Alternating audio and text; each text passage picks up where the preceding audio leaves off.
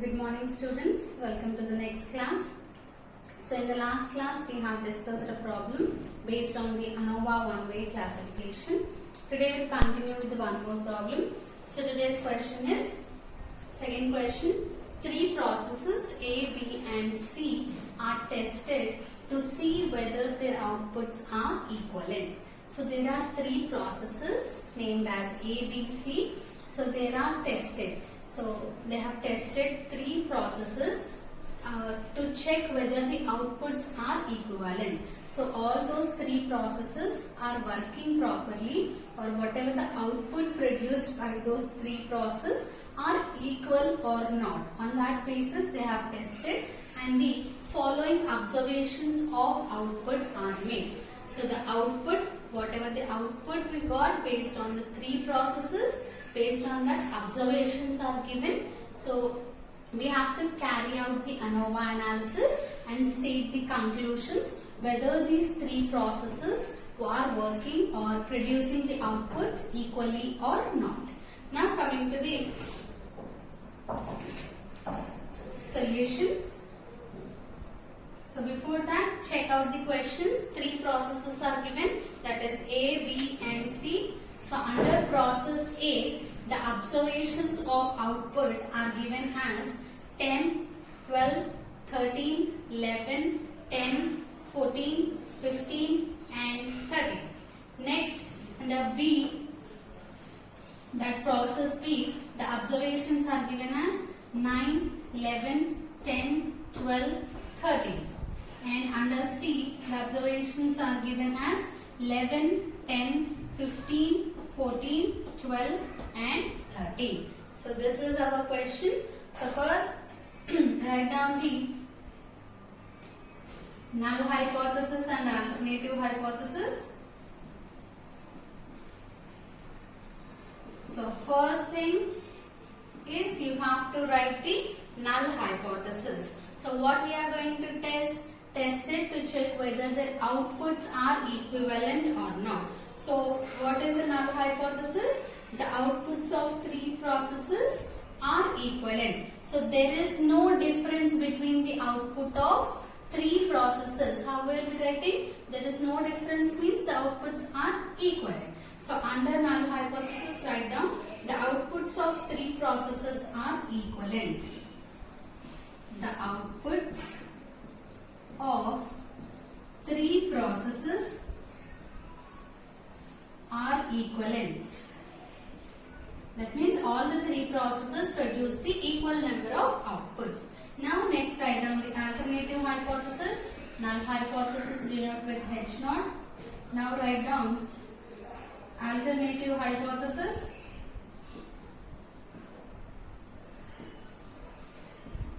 It is denoted with H1. So what is the alternative hypothesis we are going to write? The reverse of the null hypothesis.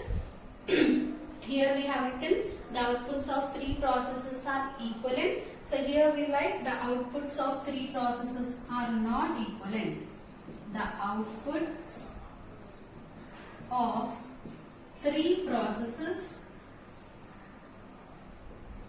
three processes are not equivalent. So after formulating the null hypothesis and alternative hypothesis, next we have to carry out our analysis.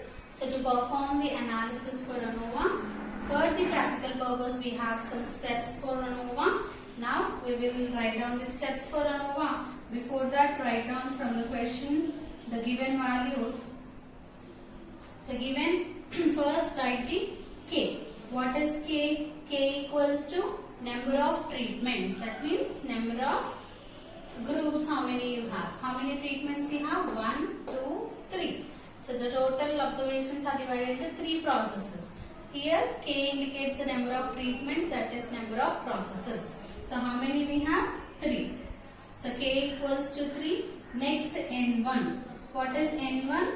N1 is the number of observations of treatment 1, that is A. So in treatment A, how many observations we have? 1, 2, 3, 4, 5, 6, 7 and 8. So N1 equals to 8. Next find out N2. N2 is number of observations of outputs of process B. How many we have? 3, 4, 5. Next N3. N3 equals to number of observations of outputs in the process C. So we have total 6. So N3 equals to 6. So N1 equals to 8, N2 equals to 5, N3 equals to 6. Now find out the capital N value. We'll find out in steps for ANOVA.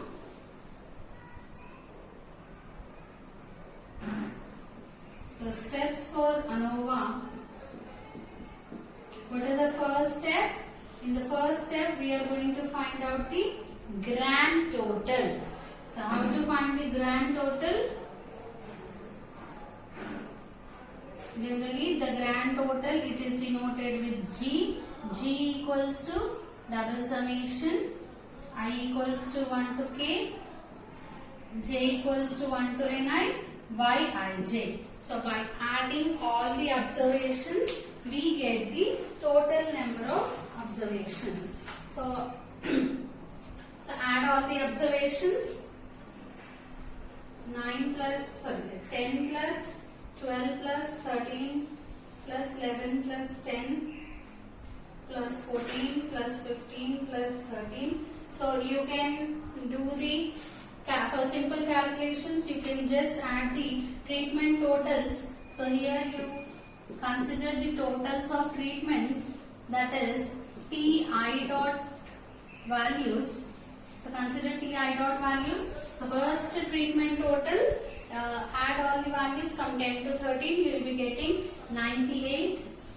Next add the second treatment values, that is 9 plus 11 plus 10 plus 12 plus 13 is 55. So this is T1 dot, this is T2 dot. Similarly 11 plus 10 plus 15 plus 14 plus 12 plus 13, it is 75. So this 75 is T3 dot.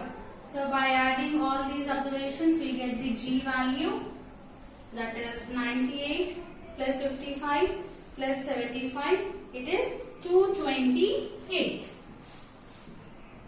So grand total is nothing but adding all the observations. So I have added each treatment separately and added all the totals of the treatment. So the G value we got it as 228. So now we got the G value also. Next step, what is the second step? So in the second step, we are going to find out the correction factor.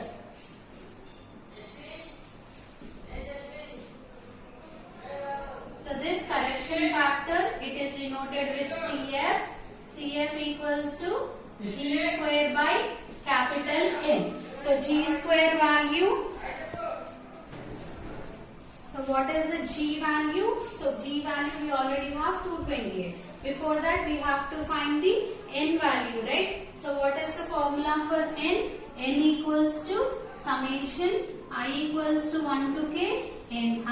So by adding all the Ni values, we get the capital N value. So that is equals to N1 plus N2 plus N3. That is, what is the N1 value? 8 plus 5 plus 6. So by adding 8 plus 5 plus 6, we will get the capital N value. So therefore, N equals to 19. So we got the capital N value as 19. Now find out the correction factor. Correction factor equals to G square. What is G value? 228 whole square divided by 19. So find out the value. 228 square divided by 19. We get the answer as 2736. So therefore, correction factor equals to 2736. So this is the correction factor value. Next we will find the sum of squares, the various sum of squares. Under that first we will find the total sum of squares. So two steps are completed. Next is third step. So in the third step, we are going to find the total sum of squares. So total sum of squares, it is denoted with capital T, SS, TSS, and we denote it as capital S, capital T square equals to raw sum of squares minus correction factor. So what is the raw sum of squares? Formula is raw sum of square equals to double summation I equals to 1 to k, j equals to 1 to ni, yij square. That means you have to square all the observations, all the 19 observations, then we will be getting the raw sum of square. So add on, square all the observations and add it. 10 square, 12 square, 13 square, 11 square, 10 square, 14 square, 15 square, plus 13 square, plus next B1's, B process observation, that is 9 square, plus 11 square, 10 square, next 12 square, 13 square, next process C observations, continue it, 11 square, plus 10 square, plus 15 square, plus 14 square, plus 12 square, and the last is 13 square. So we get the answer as 2794. So the raw sum of square is equals to 2794. So now ST square equals to 2794 minus, what is the correction factor we got? 2736. So 2794 minus 2736, we get the total sum of squares equals to 58. So this total sum of squares follows the how many degrees of freedom? Total n minus 1 degrees of freedom. So that is 19 minus 1 equals to 18 degrees of freedom. Next, after total sum of square, next in the fourth step, we are going to find the treatment sum of squares. Treatment sum of squares. We can write it as SS small t or small t SS, that is treatment sum of squares. We denote it with capital S small t square equals to, the formula is summation I equals to 1 to k t I dot square by ni minus correction factor. So how you will be writing this one? This is equals to t1 dot square by n1 plus t2 dot square by n2 plus t3 dot square by n3 minus correction factor. So now substitute all the values. This is equals to first t1 dot value is 98. So 98 square divided by the number of observations, that is n1 is how much? 8. 98 square by n1 8 plus next 55 square by n2. So n2 is 5 plus next 75 square divided by n3 6. So this value minus correction factor. How much is the correction factor? Is 2736. So solve this one. 98 square divided by 8 plus 55 square divided by 5 plus 75 square divided by 6. We are going to get it as, the answer is 2742.5. 2742.5 minus 2736. So this is the treatment sum of squares. Minus 2742.5 minus 2736, we get it as 6.5. So this is the treatment sum of square, that is capital S small t square. So which follows the how many degrees of freedom? K minus 1 degrees of freedom. Total treatments are 3. 3 minus 1 equals to, this carries out 2 degrees of freedom. Next, fifth step, in the last step, we are going to find the error sum of squares. Error sum of squares. So error sum of squares, we denote it with ESS or SSSE. You can write capital S, capital E square equals to, what is the formula? Total sum of squares minus treatment sum of square, which carries out n minus k degrees of freedom. So what is total sum of squares? How much we have? Total sum of square is 58. So 58 minus treatment sum of squares. Total sum of square is 58 we got, and treatment sum of square we got it as 6.5. So error sum of square equals to SE square equals to 51.5. So we got all the required sum of squares, and the degrees of freedom for this error is, it follows n minus k. What is n value? N value is 19. 19 minus 3. 19 minus 3 is 16 degrees of freedom. So our analysis is finished. Now we will put all these sum of squares in the ANOVA table. So from ANOVA table we will calculate the F ratio. So copy this one. Copy carefully.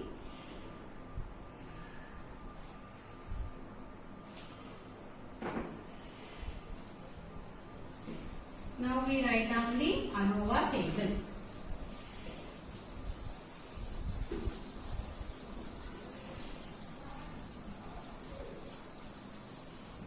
So you all have to know how to write the ANOVA table. It is very important. So if you are perfect with ANOVA one way, ANOVA two way will be very easy for you.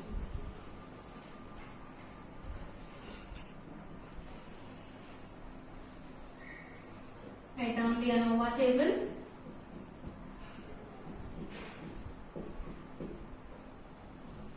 So what is the first column of the ANOVA table? First we will be writing the source of variation.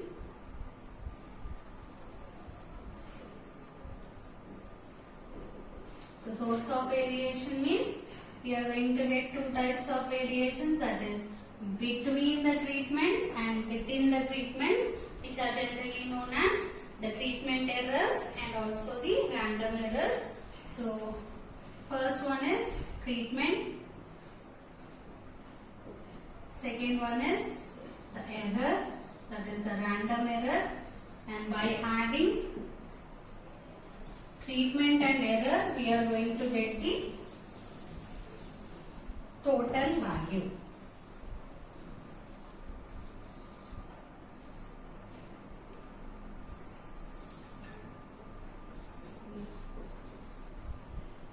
So after source of variation, next we are going to write the sum of squares.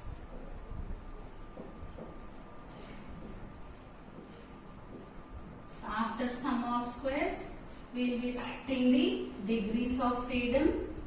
Next, after degrees of freedom, we will be writing mean sum of squares.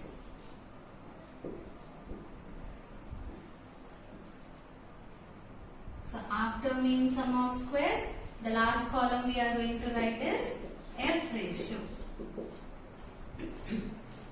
Now first sum of squares. Go to the sum of squares column. First one is treatment. Sum of squares due to treatment, it is denoted with capital S small t square, which is equals to, how much is the treatment sum of squares? Treatment sum of square is 6.5. Next, error. Error sum of squares, SE square. equals to error sum of square is 51.5. Now write down the degrees of freedom. So for treatment, the degrees of freedom is k minus 1 equals to 3 minus 1, that is 2. Next, for error, degrees of freedom is n minus k. So n minus k equals to 19 minus 3, that is 16. Similarly, so here, sorry, I forgot to write total sum of squares. Capital S, capital T square equals to, what is the total sum of square is 58. Now degrees of freedom, total degrees of freedom is n minus 1 equals to 19 minus 1, 18. So if you add these two, you have to get this total column. Make sure always the sum of squares, if you add both, you have to get total sum of squares. By adding these two degrees of freedom, we have to get the total degrees of freedom also. Next, mean sum of squares. So mean sum of squares, it is denoted with small s t square equals to capital S small t square divided by the degrees of freedom, that is k minus 1, which is equals to 6.5 divided by 2. So first one is 6.5 divided by 2, that is 3.25. So we got small st square value 3.25. Next, error. So error, mean sum of square is denoted with small s e square equals to capital S e square divided by degrees of freedom n minus k, which is equals to, how much is the sum of squares? 51.5 divided by 60, which is equals to 3.2188.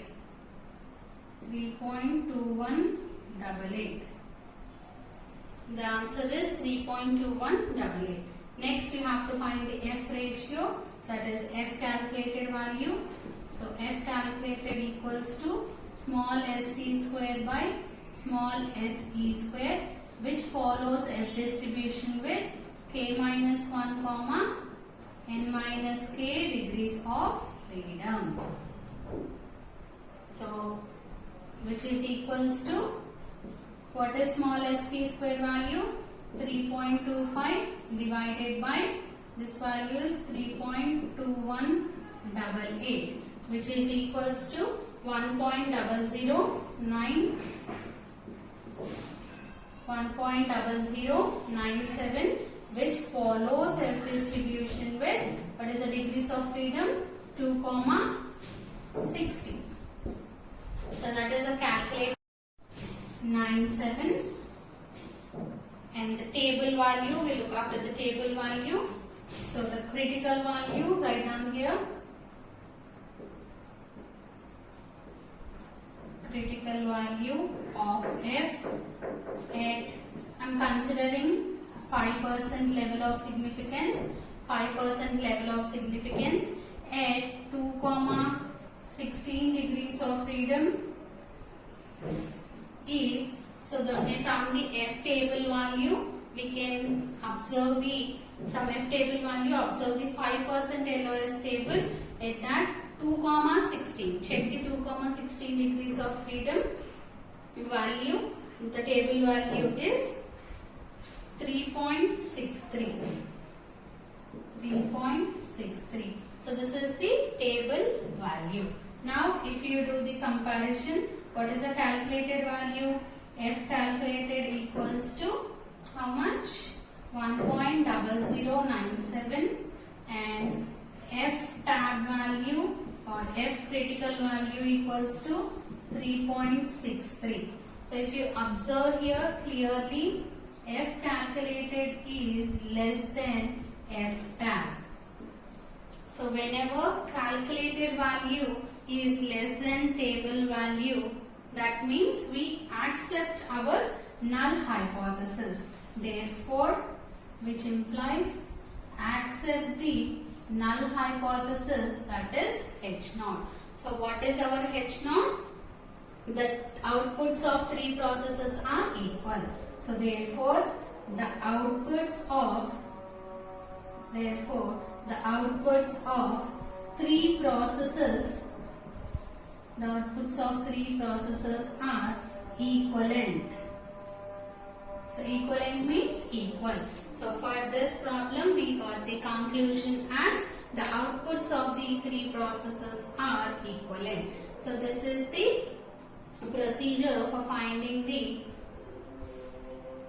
ANOVA analysis, to provide the ANOVA analysis and finding the significance between the 2 or 3 several means, more than 2 means, by using the F ratio. Simply remember, first you remember this ANOVA table. In this ANOVA table, what you want? Treatment. Sum of squares you want, degrees of freedom, mean sum of square. So whenever you have mean sum of square, then only you can get the F ratio. So that's why first you have to calculate the sum of squares, so that by using the sum of squares only we can get the mean sum of square, then F ratio. So whenever you know all these steps for ANOVA, make sure you learn all the 5 steps for ANOVA. If you learn all the 5 steps for ANOVA one by one, then it will be very easy to write the ANOVA table also. So remember how to write the ANOVA table and also practice how to write all the steps for ANOVA, the formulas and the steps for ANOVA. Then it will be easy for you. Next, in the next class we will be starting the ANOVA two-way classification. So this ANOVA two-way classification, it will be very similar to the ANOVA one-way classification. All the procedure will also be same, only one extra additional term will be there. So if you are perfect with this, that will be very easy for you to learn. So make sure for the next class I'm starting ANOVA two-way, you once revise the ANOVA one-way classification and understand how the classification is made in the one-way classification. So that in ANOVA we make only treatments like this. The observations are given only treatment wise. So in two-way, the column wise will also be divided, that is called as a block. So along with the treatments, you will be having blocks in the ANOVA two-way classification that we are going to start in the next class. So once revise this ANOVA one-way classification and be ready for our next class.